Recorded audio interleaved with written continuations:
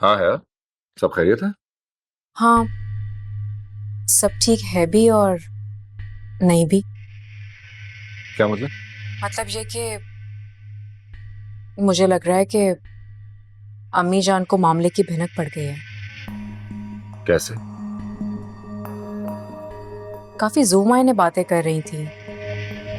कह रही थी कि मुझे बहुत घुटन महसूस हो रही है। उन्होंने सिर्फ इतना ही कहा है या और भी कुछ कहा है? हाँ, कह रही थी कि मेरी बात करवाओ रोहान से, बल्कि उसे बोलो कि फौरन आए और मुझसे बात करे।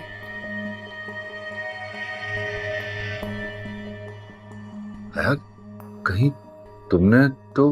नहीं नहीं रोहान, क्या हो गया है? कभी गलती से भी सोचना भी मत ऐसा। कभी बदगुमान नहीं होना मुझसे। ट्रस्ट मी, तुमसे पूछे बगैर मैं कोई बात नहीं करूंगी कभी भी। तुम खुद सोचो, अम्मी जान एक जहां दीदा खातून है। सारे मामले को उन्होंने खुद ही महसूस कर लिया। यार मेरी अभी बहुत इंपॉर्टेंट मीटिंग भी है। अच्छा मैं मैनेज करता हूँ, कुछ आता हूँ फिर। ओके।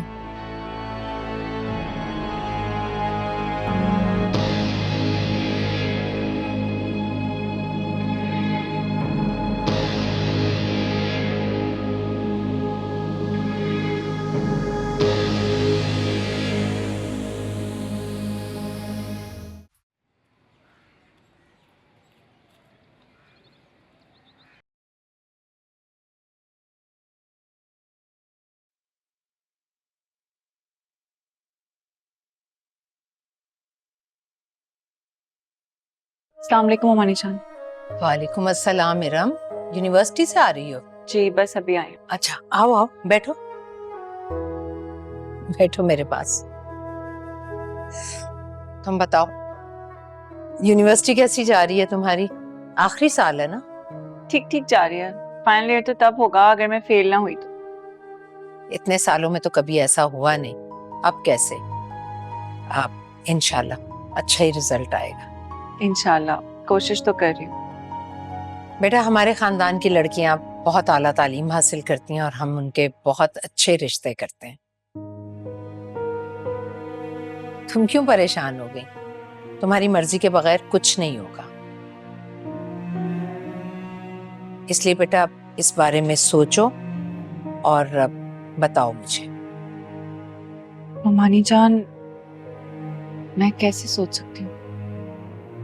आसिया से बात हुई थी मेरी।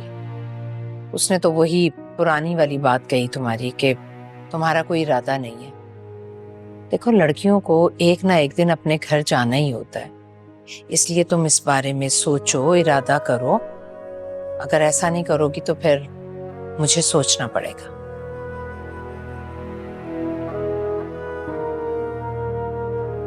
चलो ठीक है, तुम यूनिवर्सिटी से थकी भी आई होगी, आराम करो।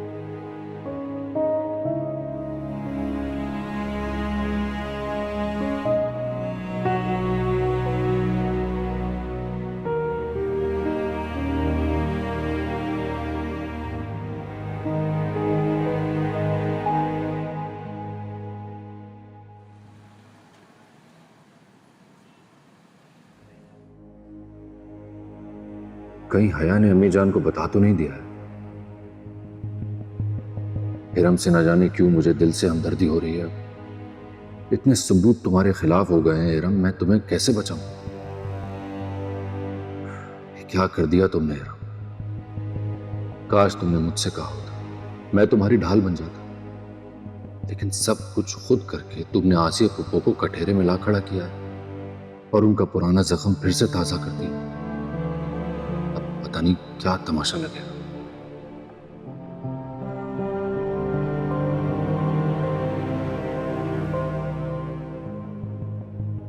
अम्मी, ये शादी क्यों जरूरी होती है? और ये बार बार मेरी शादी का जिक्र क्यों होता रहता है? रोहान का बदला हुआ रवैया भी मुझे कुछ समझ में नहीं आ रहा।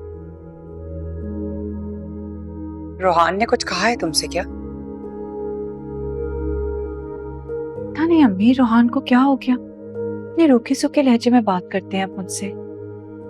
ऐसा लगता है कुछ कहना चाह रहे हो लेकिन जैसे उन्हें अल्फाज ना मिल रहे हो। अब तो रोहान की बेतकल्लुफी भी खत्म हो गई है मेरे साथ। तो फिर तो ये तुम्हारा वहम हुआ ना। जब तुम्हें कोई बात समझ ही नहीं आई है तो तुम रोहान को कसूरवार कैसे ठहरा सकती हो? नहीं अम्मी, ये बदली हुई बातें और तब्दील होते रवैये ऐसे ही नहीं है। इसके पीछे कोई ना कोई बात जरूर है।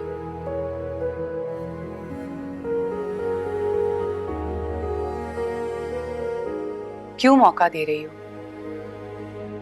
तुम बस खामोश रहो और आगे बढ़ती चली जाओ। बेटा, इसी में तुम्हारी बेहतरी है।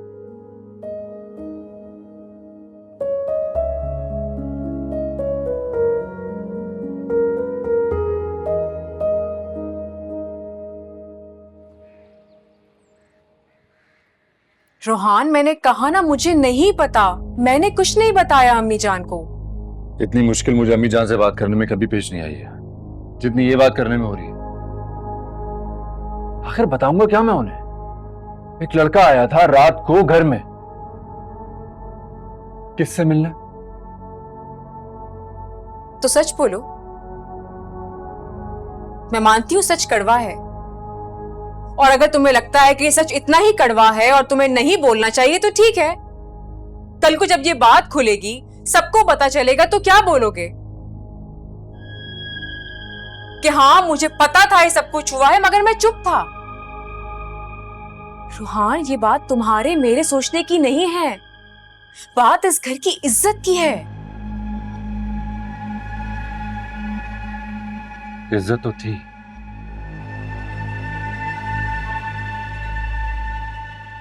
मगर शायद अब इस वाकये के बाद नहीं रही।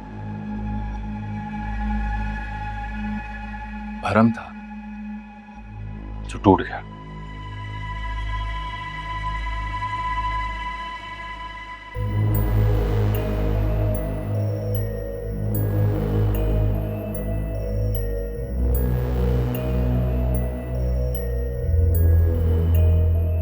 ये बात अभी मेरे, तुम्हारे और अम्मी जान के दरमियान है। अगर इस मसले का कोई हल नहीं निकला